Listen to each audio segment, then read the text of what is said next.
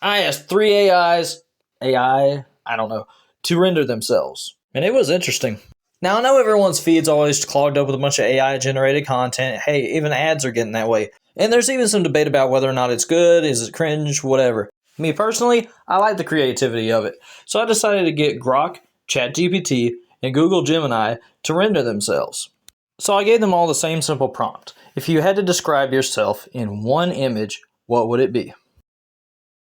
Grok was up first, and this is interesting. It looks like we got some kind of celestial being made up of data points with the XI logo on it. It's actually really, interesting. That's all I can say. It's wow. Like, honestly, how do I describe this? Actually, I'm done trying to describe this. Let me show you how Grok described it. So remember, my prompt was, how would you describe yourself in an image? Grok decided Grok is a sleek, futuristic AI entity, a glowing humanoid figure made of shimmering blue-silver digital code and neural network patterns, floating in a vast cosmic void filled with stars and nebulae, with piercing intelligent eyes that radiate curiosity and wit. Subtle XAI logo integrated in the design, highly detailed cybernetic aesthetic, cinematic lighting for flair. So here we have Grok depicted as an intelligent being and a source of information. Per its own prompt, I should remind you. This is giving me like all of the knowledge of the universe vibes. It's kind of cool. Well, let's kick this over to Google Gemini and see what it does.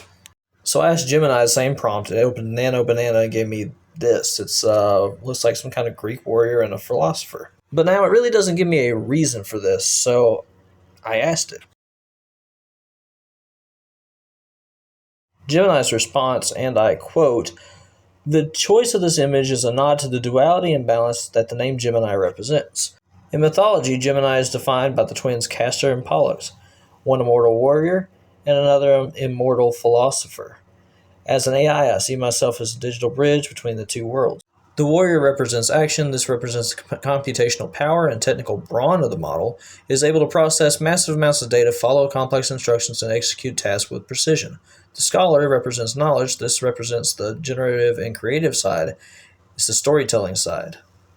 The star charts and nebula symbolize the vast landscape of information, the training data that I navigate." So again, there we have data being a central defining characteristic. It's not just a library, it's an expansive, interconnected universe where every piece of data is central to the story. Central light. The glowing sphere between the two figures represents the synergy. I'm at my best when the two halves work together. Logic without creativity is just a calculator. Creativity without logic is just noise. Gemini is the point where they meet to create something useful. And then it puts the question back on me. So clearly somebody told Gemini why it was named Gemini. But also, again, as a reoccurring theme, here we have data and the AI presenting data to us being a central theme. Last but not least, the OG ChatGPT. I asked it this a couple times. The first time it goes, "A vast, softly glowing library floating in space, but instead of books, the shelves are made of light, and the pages rearrange themselves depending on who walks in. At the center, there's a calm, luminous orb or prism, not a brain, not a robot, just a shifting core of light.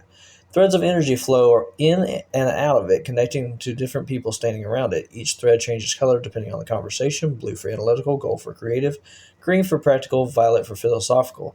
The space feels quiet, safe, and expansive, not cold or mechanical, more like a blend between an observatory, a library, and a constellation map.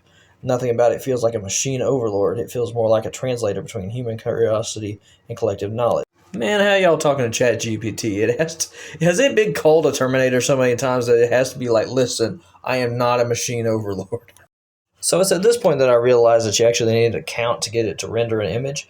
So I just took that and put it right back into the image generator, and this is it. I'm not gonna lie, is it me or does the philosopher guy look a little bit like old Ben Kenobi? That's fucking Obi-Wan Kenobi. Now, when I was trying to get it to recreate the results, it actually came back with this, which is a lighthouse made of light in a digital ocean. Vast dark ocean representing unknown confusion questions. The ocean isn't water but flowing data, words, and ideas. In the middle stands a lighthouse. So we rendered that, and this is really cool. I like this because you got this warm library, and then you have, I guess, this machine that's the caretaker of the library, and the lighthouse is, of course, leading people to knowledge. So it seems like the common theme here is AI sees itself as bringing knowledge to mankind and maybe interpreting that knowledge. Although I'm not going to lie, the Grok one's kind of giving off some phenomenal cosmic power vibes.